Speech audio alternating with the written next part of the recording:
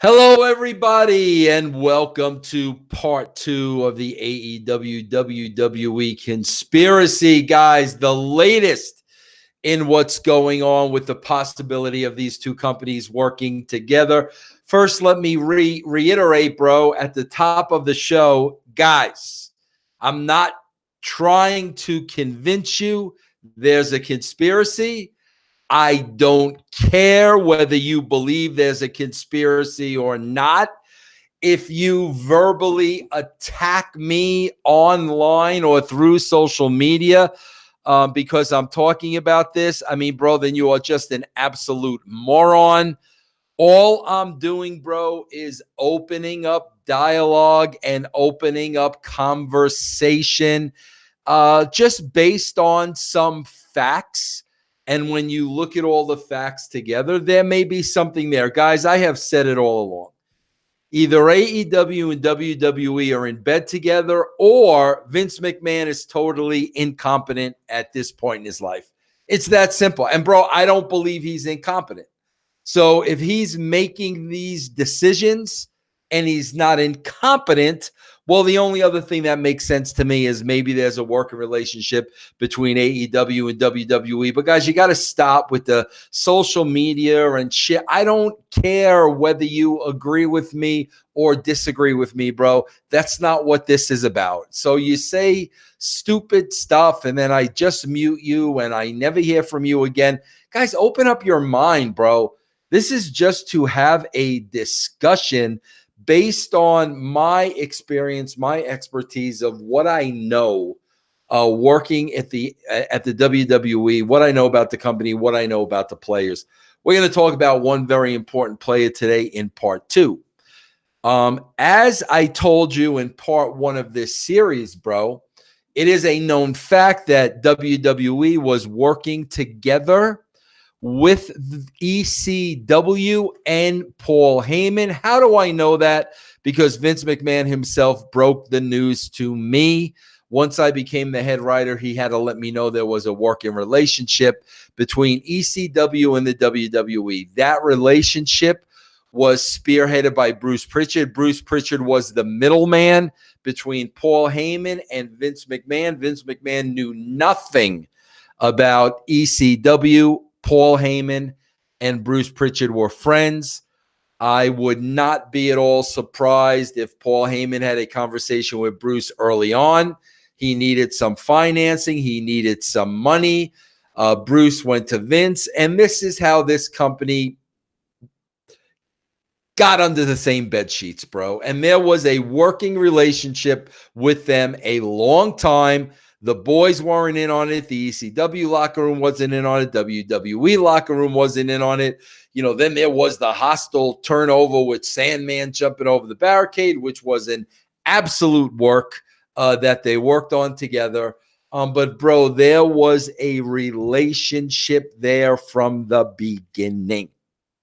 Now we fast forward 20 years later, and I want you to really, really, really pay attention to this.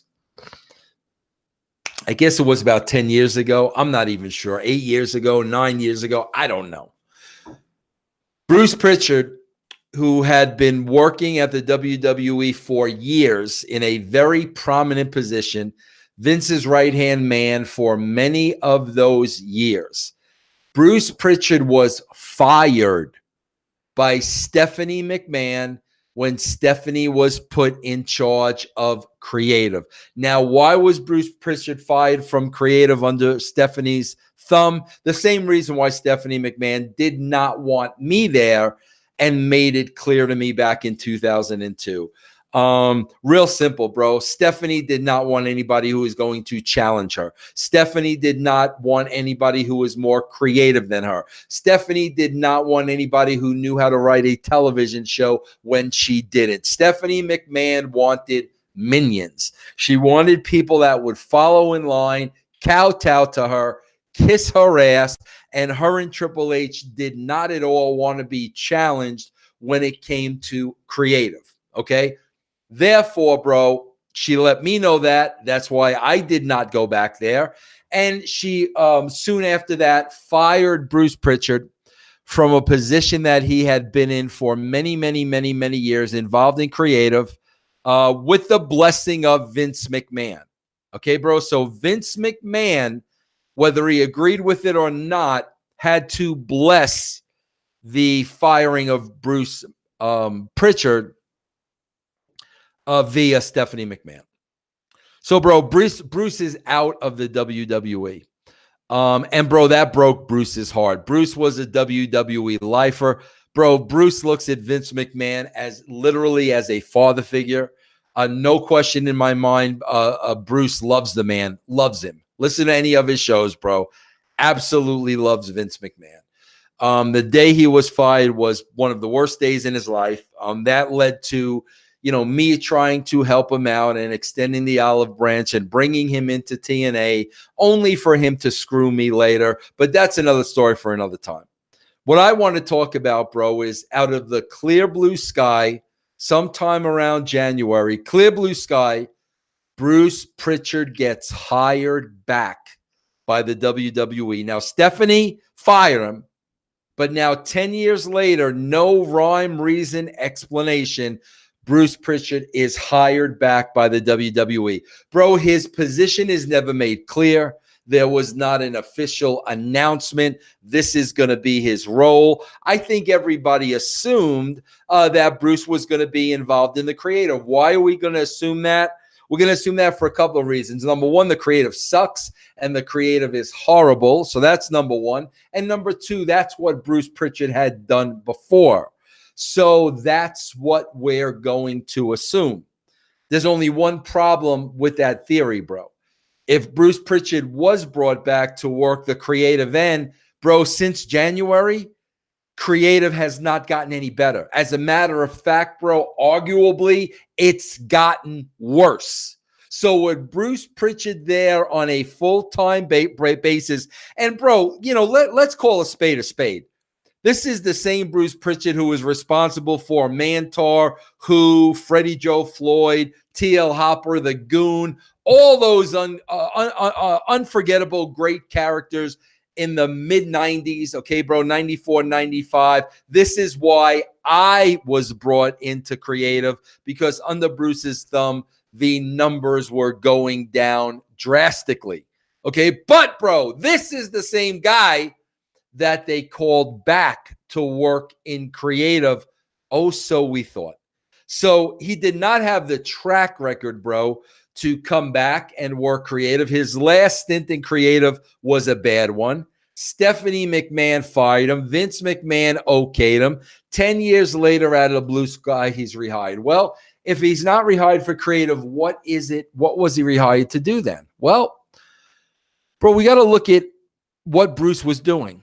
Bruce was doing a podcast, bro, something to wrestle with. And he was doing it with a man by the name of Conrad Thompson. Conrad Thompson, very, very intelligent man, knows how to make money, hitched his wagon to a few wrestlers, Ric Flair, Tony Schiavone, now JR, Bruce Pritchard, to make money in the podcasting business. But, bro, Conrad does other things. This is a secondary job to him. But, bro, we also know that Conrad has very close ties to AEW. We know that Conrad was in charge of the StarCast, bro, the convention that went hand in hand with AEW. We know that Conrad, to some extent, has been a spokesperson of AEW when they do those events in Vegas and whatnot. Conrad is there. I would even go as far as to say maybe Conrad's got some money invested in AEW. I don't know, bro. I'm just guessing that. But Conrad Thompson definitely has ties to AEW. So now, bro, Conrad and Bruce are doing a show together. Bro, you can substitute Paul Heyman for Conrad here.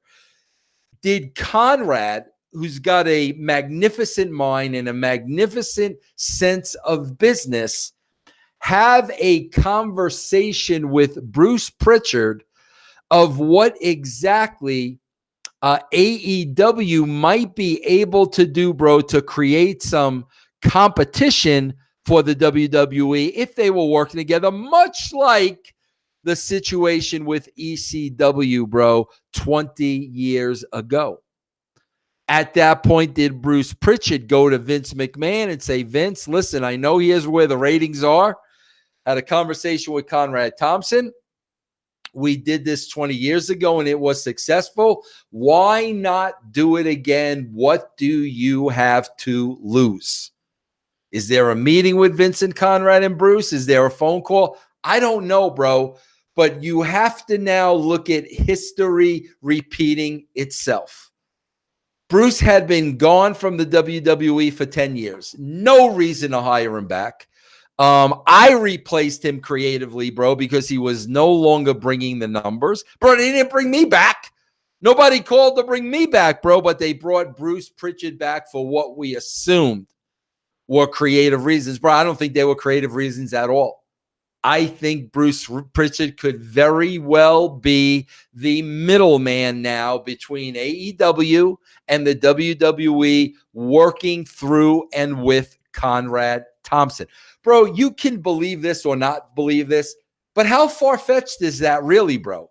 When we look at history, when we look at the players, when we look at track records, this has all been done before, bro. Nothing has changed creatively whatsoever when it comes to WWE. And Bruce has been in what? January, February, March, April, May, June. Almost 6 months now, bro. No changes for the better. So what is he doing? What is he doing there with his time? He kept a low profile, very much under the radar. Could there be a relationship there? Bruce and Conrad, the introduction of Vince McMahon, we start talking. All of a sudden, bro, both companies working together. Those are the facts, man. And like I said, bro, whether you believe or not, I don't care. It doesn't mean anything to me. I am just throwing out there and presenting a very, very, very, very, very interesting story.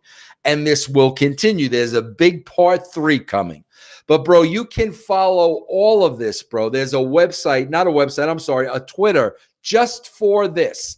It's at AEWWE Work. At AEWWE Work. Check it out, bro. We have the latest of what's going on. This is part 2 in what's going to be a long series. Bro, open your mind. Open your mind. Don't be so set in your ways. And because you love AEW and you hate WWE, this could not be happening. Guess what, bro? A lot of people love DCW and hated the WWE, and they were working together. So, bro, don't hate the player, hate the game. These are how things are done in wrestling. That's it, everybody, bro. Follow the Twitter account.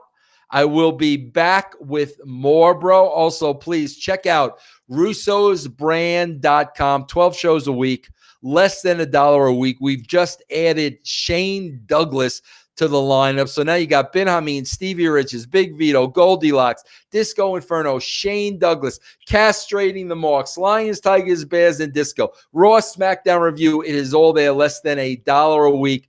Audio, video, you could opt out at any time.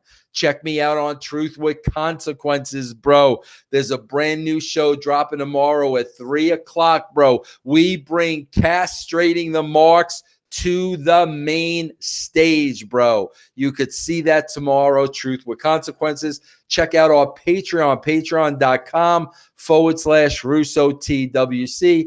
And of course, guys, I am always on Twitch, twitch.tv/Russo TWC. Check that out. That is it, everybody. Open your mind, open your ears, open your eyes, bro. There is something going on. I will talk to you guys later.